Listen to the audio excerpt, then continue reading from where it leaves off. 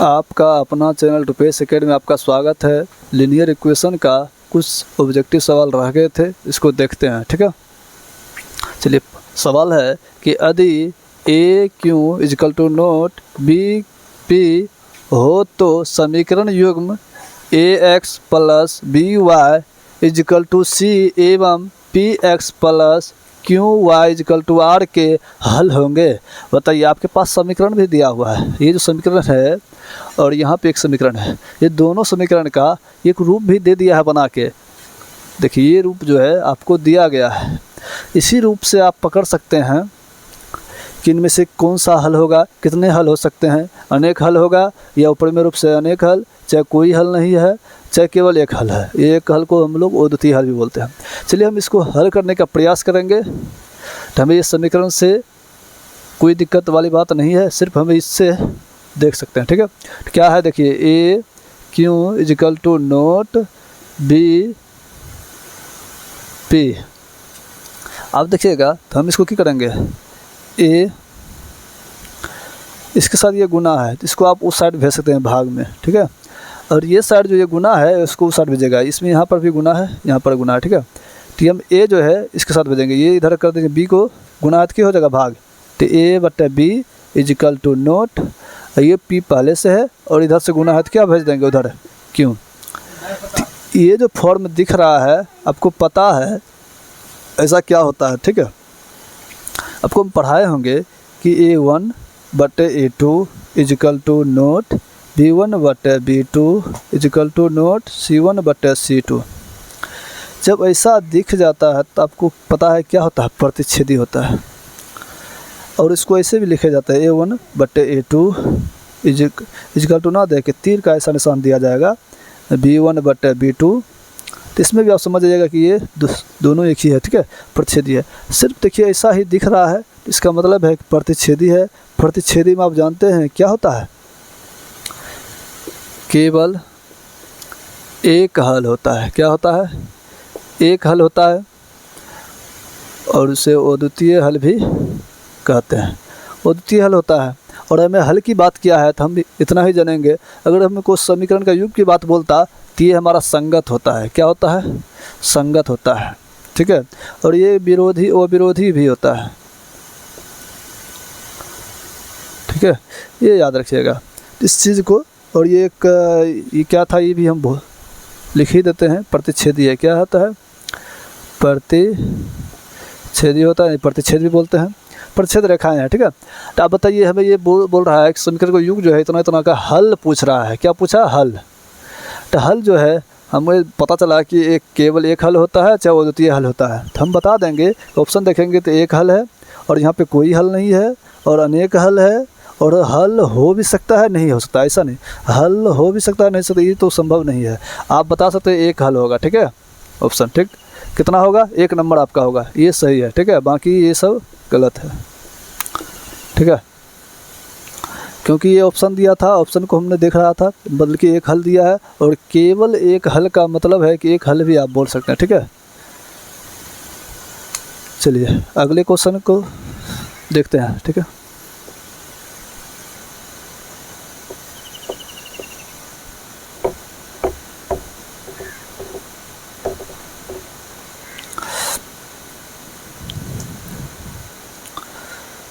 अगले क्वेश्चन है दूसरा नंबर। समीकरण युग्म मतलब होता है जोड़ा। ठीक है, 6x minus 2y minus 3 is equal to 0 एवं px minus y minus 2 equal to 0 का अद्वितीय हल होगा यदि p का मान होगा। हमें ये ऑप्शन भी देख लीजिए, 3 number, B number 0, C number equal not 0, और D है इनमें से कोई नहीं, इनमें से या इनमें कोई नहीं। तो ये ऑप्शन है, ठीक है। चलिए हम देखते हैं ये बात क्या बोल रहा है। देखिए पढ़िए, समीकरण युग्म CX 6x - 2y - 3 = 0 एवं Px - y - 2 = 0 तो अद्वितीय हल है। स्पष्ट रूप से हमें पता चल गया है। क्या पता चल गया? अद्वितीय हल है। और द्वितीय हल का मतलब है कि आपको पता होना चाहिए क्या, कि जब भी हमें वो द्वितीय हल की बात किया तो इसका मतलब है कि प्रतिच्छेदी है। प्रतिच्छेद की कैसा सिंबल बनता है आपको पता है कि A1/A2 बराबर नोट B1/B2 बराबर नोट C1/C2। क्या ऐसा बनता है? चलिए ठीक है, आप जान रहे हैं कैसा होता है। तो आप बताइए कि इस रूप पर हम लोग क्या करेंगे? बैठा सकते हैं। तो क्या है, आप जानते हैं कि ये जो है ये आपका A1 है, क्योंकि पहला समीकरण है, आप A1 मानिए। यहाँ पे B2 है और ये आपका यहाँ B1 होगा और यहाँ पे ये है C1, याद रखें, ठीक है।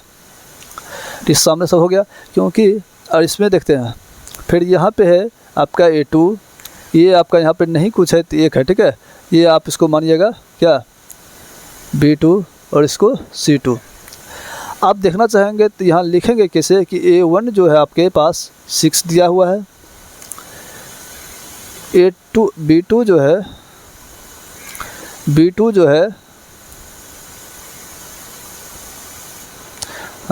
नहीं सॉरी, पहले लिख लीजिए पहले A1 का, ठीक है। A1 जो आपके पास 6 है, B1 जो है आपके पास -2 है। देखिए ये आपको माइनस लिखना, प्लस लिखना ज़रूरी नहीं पड़ता है, लेकिन माइनस लिखना आवश्यकता होती है, ठीक है। -2 लिख देंगे और आपके पास C1 जो है यहाँ पे -3 है, ये हमने लिख लिया। फिर समीकरण सेकेंड के लिए A2 जो है आपके पास P दिया हुआ है, B2 जो है आपके पास -1 है और C2 जो है आपके पास -2 है। इस चीज़ को हम लोग यहाँ पे पुट करेंगे तो A1 जो आपके पास कितना दिल है 6, आप 6 लिखिए। A2 जो है आपके पास कितना दिल है P दिया हुआ है और इक्वल टू नोट है, यहाँ पे इक्वल टू नोट है, नोट देंगे B1 आपके पास -2 है और B2 आपके पास -1 है। B1 जो है -2, B2 जो है -1 इक्वल टू नोट C1 आपके पास कितना है? देखिए C1 -3 है और यहाँ C2 कितना है? -2 है। आप हमें P की मान बोल रहा है, P यहाँ पे है, तो आप इस चीज़ को लेके हल कर सकते हैं, ठीक है। आप इतना बराबर इतना भी ले सकते हैं, हम इतने को हल करके चेक करेंगे, ठीक है। तो आप हल कीजिएगा तो कोना कोने गुना होता है, ये आप याद रखिएगा, ठीक है।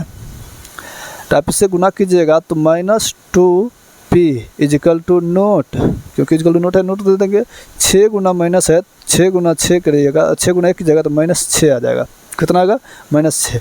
तो माइनस खत्म, 2 3 6, तो यानी P जो है इक्वल टू नोट 3 आया है। अब देखिएगा इक्वल टू नोट 3 ऑप्शन में आपके पास होगा, ठीक है।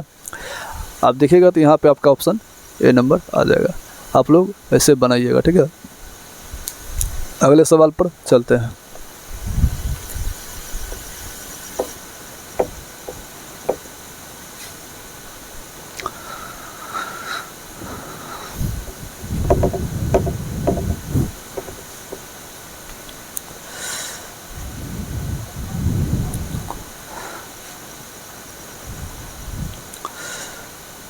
यदि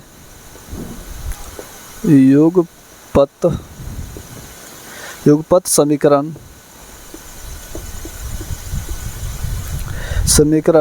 निकाय का अनगिनत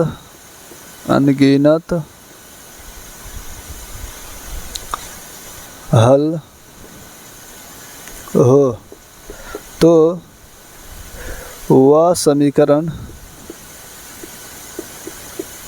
वह समीकरण निकाय कहलाता है। तो आपका ऑप्शन नंबर A आश्रित, B ऑप्शन विरोधी,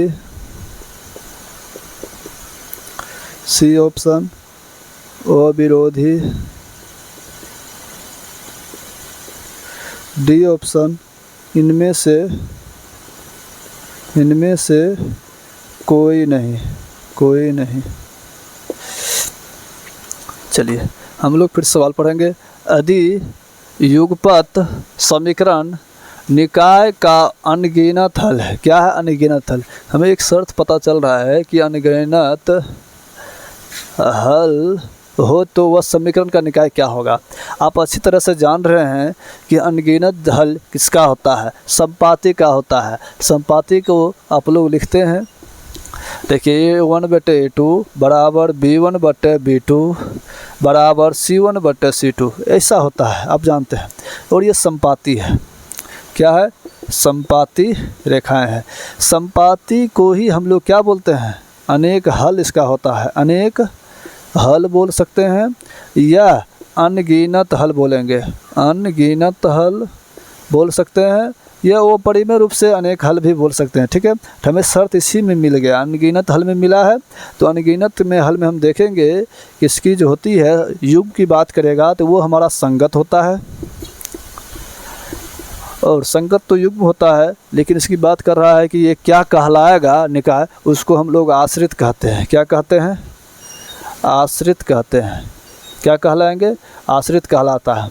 जब भी अनगिनत हल की बात कर रहा है तो वो हमारा आश्रित होगा। ऑप्शन नंबर ए देखिएगा। ठीक है, इसमें आप लोग देखिए और बनाइए और समझने की प्रयास कीजिएगा।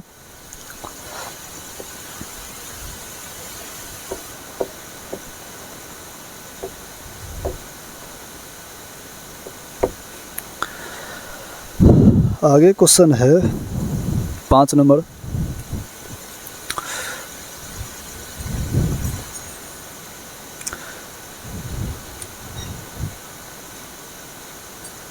पाँच नंबर में 4 नंबर ही क्वेश्चन है। ठीक है,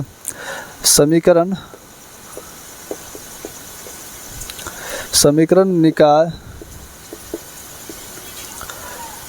x + 2y = 4 तथा 2x + 4y = 12 का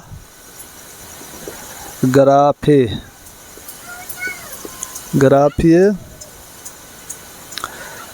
निरूपण किस प्रकार की सरल रेखाएं होगी। ठीक है, पहला ऑप्शन दिया है प्रतिच्छेदी।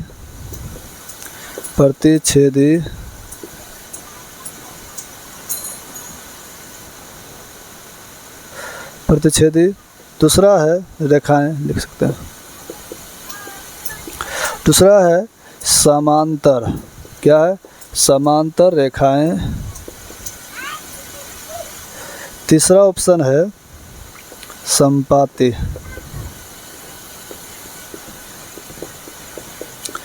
चौथा ऑप्शन है इनमें से कोई नहीं।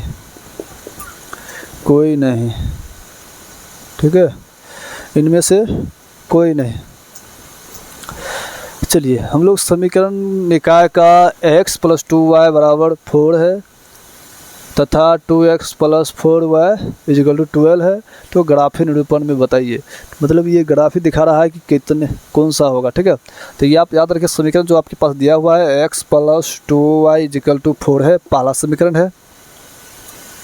दूसरे समीकरण जो है 2x + 4y = 12 है, समीकरण सेकेंड है। इतना जानते हैं। तो हम जांच करेंगे। जांच करने का क्या है, आपके पास यहाँ नहीं कुछ है तो एक है। ठीक है, और सब ठीक है।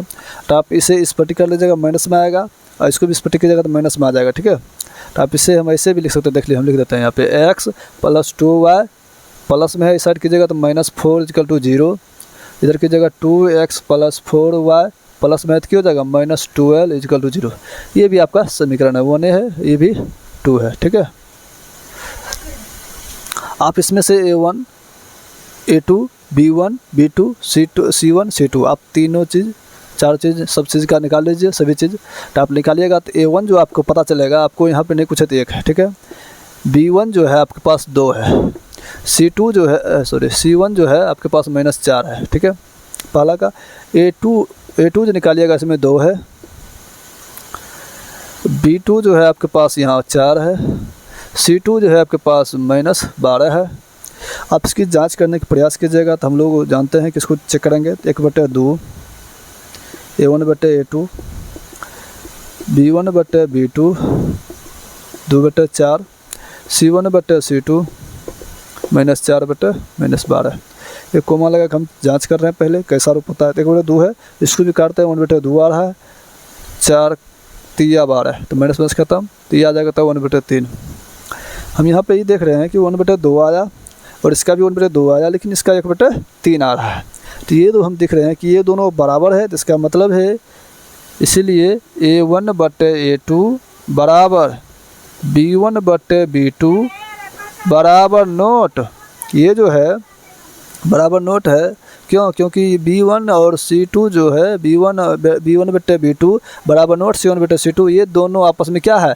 बराबर नहीं है। क्या है? बराबर नहीं है। तो आप क्या कीजिएगा, इसका मतलब है कि यहाँ लिखना C1/C2 ये बराबर नहीं है। तो आप जानते हैं कि इस रूप को आप लोग क्या कहते हैं बताइए। आपको याद होगा हम पढ़ाए थे तो बोले थे कि जब A1/A2 बराबर B1/B2 बराबर हो, लेकिन C1/C2 जो बराबर नहीं होगा तो वो हमारा समांतर होता है। क्या होता है? ग्राफी रूप में समांतर होता है। क्या होता है? समांतर रेखाएं होती है।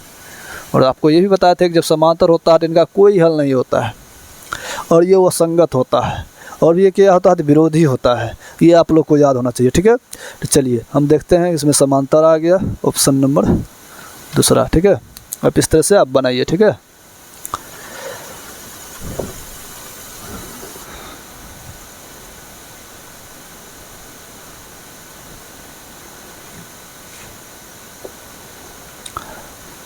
पाँच नंबर क्वेश्चन, 5 नंबर का क्वेश्चन है कि अविरोधी निकाय X अविरोधी समीकरण है, अविरोधी समीकरण युग्म का डैश हल होता है। तो पहला ऑप्शन है कोई हल नहीं, कोई हल नहीं। दूसरा ऑप्शन है अनगिनत, अनगिनत हल। तीसरा ऑप्शन है एक और सिर्फ एक हल। चौथा ऑप्शन है इनमें से कोई नहीं। चलिए देखते हैं। अविरोधी समीकरण, ये अब बात कर रहा है कि अविरोधी युग्म को हम लोग क्या कहते हैं, यहाँ पे भरना है क्या कहते हैं। आपको पता होगा अविरोधी किसको कहते हैं। अविरोधी हम प्रतिच्छेद जो होता है उसी को, उसमें जो आते हैं उसी को हम लोग कह रहे हैं, ठीक है। जैसे देखिए आपको हम पढ़ाए थे, याद रखिए। कोई भी समीकरण का निरूपण जो है हम लोग जब करते हैं, जांच करते हैं कि वो प्रतिच्छेद होगा या समांतर होगा या संपाती होगा, चाहे अनेक हल होगा या इनमें से कोई नहीं होगा, इस सब की जांच करने के लिए हम लोग इस सिंबल से हम लोग जांच करने का प्रयास करते हैं कि नहीं। अगर ये बराबर रहता है तो संपाती होता है, और संपाती जब हो रहा है तो हम लोग क्या करते हैं, संपाती में तो वो विरोधी नहीं होता है, आश्रित होता है। तो इसमें हमें आश्रित की बात तो नहीं किया है, इसलिए हम इसमें एक को कट करते हैं। जब एक को कट करें तो हम लोग समांतर पता चला। जब समांतर पता चला तो समांतर में आप जानते हैं कि विरोधी होता है। यहाँ विरोधी की बात तो नहीं किया है विरोधी समीकरण के, तो फिर एक काटते हैं, तब पता चला कि ये प्रतिच्छेदी होता है। प्रतिच्छेदी होता है तो प्रतिच्छेदी में हम लोग पढ़ रहे हैं कि वह विरोधी होता है। तो याद रखिएगा इसमें हम लोग बोलते हैं प्रतिच्छेदी, और प्रतिच्छेदी में ही होता है वह विरोधी, और संगत भी होता है। संगत होता है, इसमें केवल एक हल होता है, और केवल एक हल होता है। वो अद्वितीय हल भी होता है। आप लोग को हम इसलिए हर वीडियो में ये सारा चीज़ लिख रहे हैं ताकि आपको भूलिएगा नहीं, याद हो जाए इस चीज़ को, क्योंकि इस चीज़ में हम रेखिक समीकरण के बारे में बता रहे हैं। तो रेखिक समीकरण में जितने सवाल होते हैं उस सारा सोल्यूशन करके सवाल में बताया जा रहा है इस वीडियो में। तो आप समझ गए कि क्या होगा इसमें। तो हल की बात पूछ रहा है, तो इसमें कितने हल होगा तो आप बताइएगा। यहाँ पे देखिए कोई हल नहीं, कोई हल किसका होता है, समांतर का हो रहा है। तो ये आपका समांतर है। समांतर और समांतर होता है तो आपको पता है क्या होता है, विरोधी होता है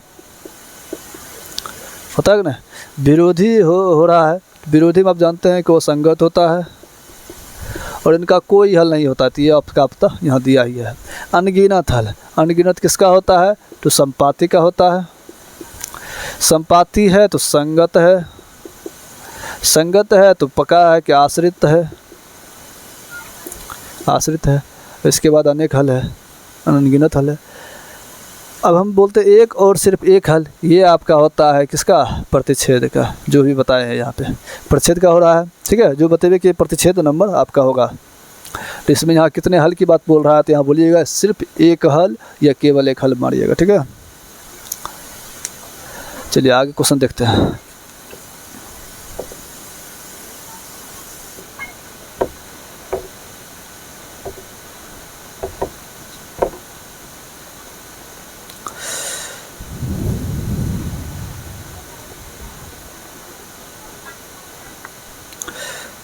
चलिए सवाल है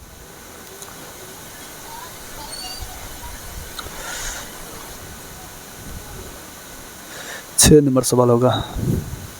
सवाल है 3x + y = 243 तथा 243 x - y = 3 के कितने हल संभव है, ये पूछ रहा है। कितने हल संभव है, संभव है, संभव है। तो पहला ऑप्शन दिया है 0, बी नंबर 1, सी नंबर जो है 2, डी नंबर जो है अनंत हल। चलिए पहले नंबर हमें इसमें समीकरण ही दिया हुआ है, इसमें कोई शर्त ना दिया है, प्रतिच्छेद है या संपाती है चाहे है समांतर है, इस सब की कोई शर्त नहीं दिया है। हम पहले जांच करेंगे कि जो समीकरण दिया है वो लिखेंगे 3x + y = 243 है, ये हम लिख देंगे। इस समीकरण फर्स्ट है। आप इधर हल कर के लाइएगा 3x + y प्लस में है तो क्या होगा -243 = 0। दूसरा समीकरण है 243 x - y = 3 प्लस है तो इस साइड ला लेंगे 243 x - y प्लस में क्या होगा -3 = 0। ये आपका मान लीजिए, यहाँ पे आप समीकरण 1 मान लीजिए, इसको समीकरण आप 2 मान लीजिए। इसमें आपको पता है कि ये आपका a है, क्या है a1 है और यहाँ पे नहीं कुछ है तो 1 है। तो ये आपका हो गया कितना b2 सॉरी ये हो जाएगा b1। ये आपका कितना हो जाएगा, ये टोटल हो जाएगा कितना माइनस में है ये है यानी c1, ये है a2, ये माइनस में 1 रहेगा, ये आपका हो जाएगा कितना b2, ये कितना हो जाएगा c2। अब इस पर बैठाइएगा, चेक कीजिएगा तो क्योंकि हो जाएगा यानी a1 / a2 सॉरी a2 जो आपके पास a1 कितना है 3, a2 कितना है 243 कोमा, फिर b1 / b2, b1 कितना है 1 और कितना b2 कितना है -1। फिर देखिए c1 / c2, c1 कितना है आप जानते हैं कि 243 माइनस में है और ये कितना है -3। हम यहाँ जांच करते हैं तो कोई आपस में बराबर नहीं है, काट सकते हैं। देखिए 8 × 24 एक बार में, 8 × 24 एक बार में, 81 बार में कटता है। पर ये तो एक कट जाएगा तो पर भी एक ही आएगा, काटने से कोई फ़ायदा है ना। आप इसमें माइनस ख़त्म हो जाएगा, इसको एक बार में यानी 81। तो ये देखते हैं कि 1/81 आ गया, 1 आ गया, ये कोई बराबर नहीं होता है। अब उसको कोई बराबर नहीं, इसका मतलब है कि इसीलिए a1 / a2 = note b1 / b2 = note c1 / c2 है। जब कोई भी बराबर आपस में नहीं होता तो क्या होता है बताइए, वो प्रतिच्छेदी होता है। प्रतिच्छेदी होगा तो बताइए क्या होगा, इसमें हल की बात कर रहा है। तो प्रतिच्छेदी में जानते हैं कि क्या होता है, केवल एक हल होता है, केवल एक हल, यानी वो अद्वितीय हल, अद्वितीय हल होता है। और इसको हम लोग संगत भी बोलते हैं, और ये अविरोधी होता है। तो हमें ऑप्शन में ना विरोधी दिखेगा, ना संगत दिखेगा, ना प्रतिच्छेदी दिखेगा, सिर्फ हल की बात किया है। तो हम लोग जानते हैं कि इसमें केवल कितने हल होते हैं, एक हल होते हैं और अद्वितीय हल होते हैं। तो हम लोग जीरो तो हल कभी संभव नहीं है, दो तो हल होगा नहीं, अनंत हल हल बोल रहा है ये भी नहीं होगा, एक हल होगा, क्योंकि केवल एक हल है। तो ये आप लोग दर्शा दीजिएगा, ठीक है। आगे 7 नंबर का क्वेश्चन देखते हैं।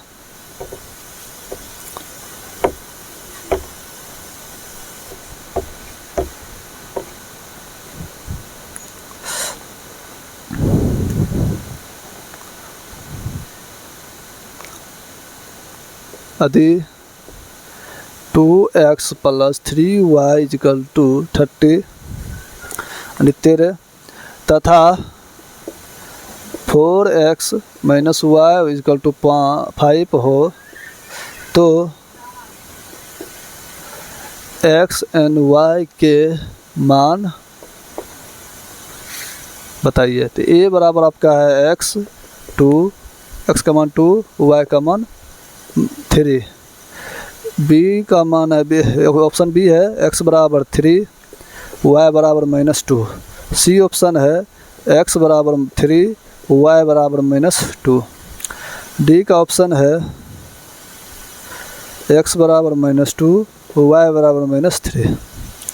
तो ये आपको देखिएगा, तो देखिए, तो पहला है कि आप इस समीकरण को अगर देखिएगा तो x y का ही मान बोल रहा है।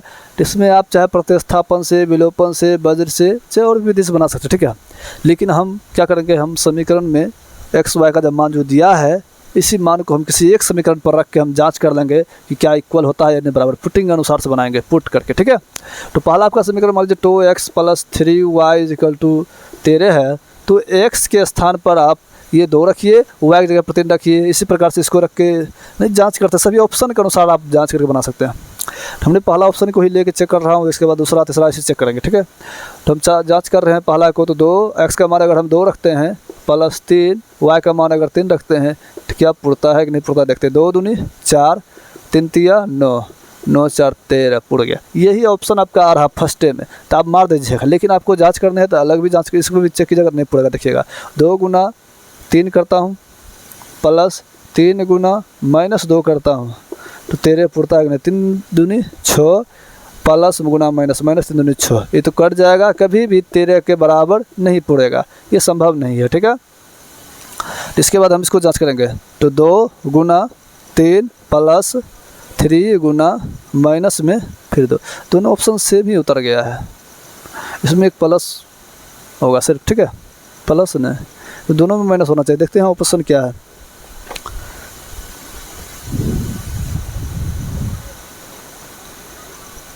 हाँ, एक में दोनों में ऑप्शन होगा, इसमें अब की बार माइनस है, ठीक है, इसमें यहाँ प्लस था, ऐसा था। तो हम लोग यहाँ माइनस करके देखेंगे और यहाँ पे 2 प्लस बराबर 13 देखते हैं। तो -6 और +6 = 0, ये 13 यहाँ तो 0 हो जाएगा, लेकिन यहाँ 13 का पुराने के लिए कभी नहीं पुरेगा। ये 0 = 13 कभी बराबर नहीं हो रहा, ठीक है, ये कभी बराबर नहीं होता, ये गलत हो जाएगा, ठीक है। अगले हम ये चेक करते हैं। तो माइनस इसमें भी है और उसमें भी माइनस है, तो चेक करेंगे। देखिए 2 गुना -2 प्लस फिर 3 गुना -3 बराबर 13 पुराना है। तो माइनस प्लस गुना माइनस, -2 दूनी 4 प्लस गुना माइनस, -3 तिया 9, तो जोड़ते हैं तो यहाँ -13 आएगा, यहाँ 13 है, वो बराबर नहीं है, ये भी गलत है। ऑप्शन आपका ये है। तो ऑप्शन के अनुसार आप बना सकते हैं। ऑप्शन देखें, ऑप्शन से हम पहले बना चुके हैं, लेकिन आप चारों को जांच करना आपको दिखा दिए जांच करके, ठीक है।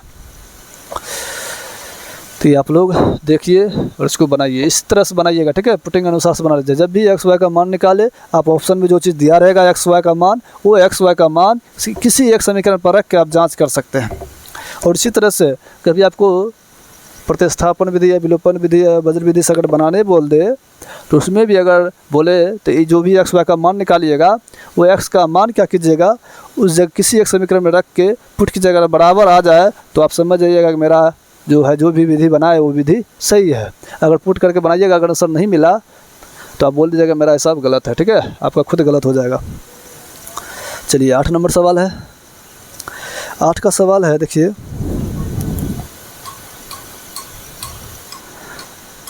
आठ का सवाल किधर है? हाँ, अधिरेखिक समीकरणों 3k + 1x + 3y - 5 = 0 और 2x - 3y + 5 = 0 की जोड़ी मतलब भी यही होता है, युग्म होता है, ठीक है। युग्म में अनंत हल है, क्या है? अनंत हल है, तो k का मान है, बताइए। ऑप्शन है A number 1, B number 0, C number -1 और डी नंबर उपयुक्त में से कोई नहीं।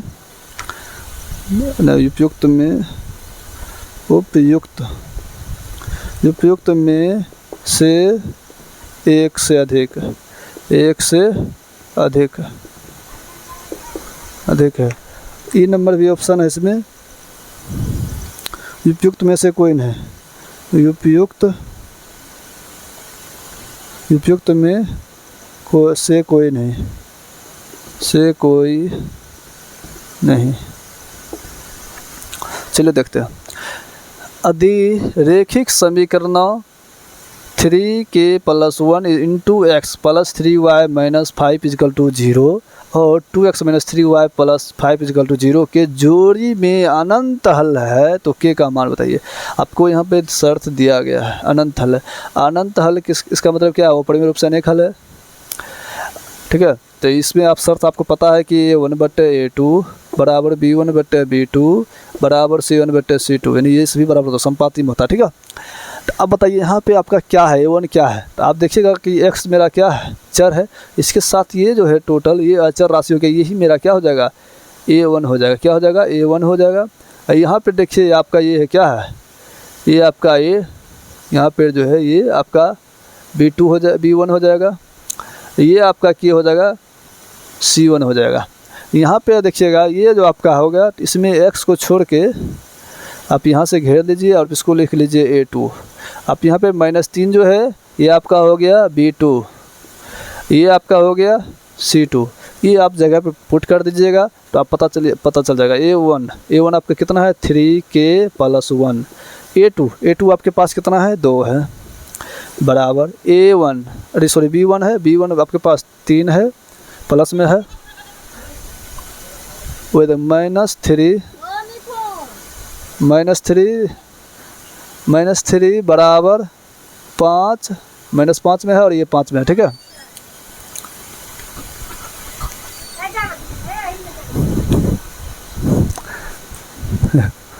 चलिए, तो -5 और 5 है, ठीक है। हम पुट कर दिए इसकी जगह पर सब, तो ये बराबर है। तो आप क्या कीजिए, इस चीज़ को हल कर सकते हैं, चाहे आप ये और ये पोर्शन को चेंज कर सकते हैं, मतलब जांच कर सकते हैं, यानी हल कर सकते हैं, ठीक है। तो आप क्या लिखिएगा? 3k + 1/2 बराबर, ये काट दीजिएगा, ठीक है, कट जाता है। ये भी और ये भी कट रहा है आपस में, 1 बच रहा है, यानी -1/1 हो रहा है, ये भी -1/1 हो रहा है। तो आप गुना कीजिएगा 1 से, तो 3k + 1, ठीक है। इसको गुना कीजिएगा तो माइनस इसके साथ ले लीजिए, 2 × 1 तो -2, तो 3k बराबर -2, प्लस में है तो क्या हो जाएगा? -1। अब हल कीजिएगा 3k बराबर -3, 3 खत्म, k का मान किया आया? -1, क्या आ गया? -1। आप यही देखिए आपका ऑप्शन में -1 है, हाँ है। सी नंबर में ऑप्शन है। आप बनाइए। इस रेखिक समीकरण का जितने भी सवाल होते हैं हमने सॉल्यूशन कर दिया है। आप इसको अच्छी तरह से देखिए, पीछे भी एक वीडियो डाला गया है, उसको भी देख के आप बना सकते हैं, ठीक है। वीडियो बढ़िया लगे लाइक करें, कमेंट करें, शेयर करना ना भूलें।